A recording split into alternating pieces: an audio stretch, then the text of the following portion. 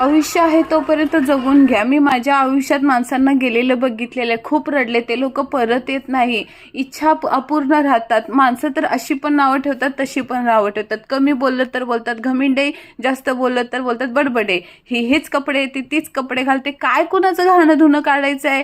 अरे काय, आयुष्यात 4 माणसं आपल्या येतात. मोठ्यांना रिस्पेक्ट द्यायची, लहानांना प्रेम द्यायचं, तरच आपल्याला रिटर्न भेटतं ना. बाकीचं जाऊ द्या. आपल्याबरोबर आपल्या आयुष्याचा साथीदार आहे ना. अजून काय हवंय आपल्याला? मुलांसोबत मुलासारखं राहायचं आणि जीवनसाथी बरोबर प्रियसीसारखं राहायचं. आयुष्यात ह्याच्या व्यतिरिक्त काय ठेवलेलं आहे आपल्याला? आणि काय आता आपण कधी लहानाचं मोठं झालं कळत नाही. मुलांचे अभ्यास, परीक्षा, नंतर त्यांच्या करिअरचं टेन्शन, लग्नाचं टेन्शन तर चालूच राहतं. मग आयुष्य जगायचं का विसरून जायचं का? सगळ्यांना सोबत घेऊन जायचं, हसत खेळत जगायचं. हाफ तिकीटवरून कधी फुल तिकीटवर आलं आणि कधी साठी गाठून आपण ह्या गाडीवर बसणं कळणार नाही.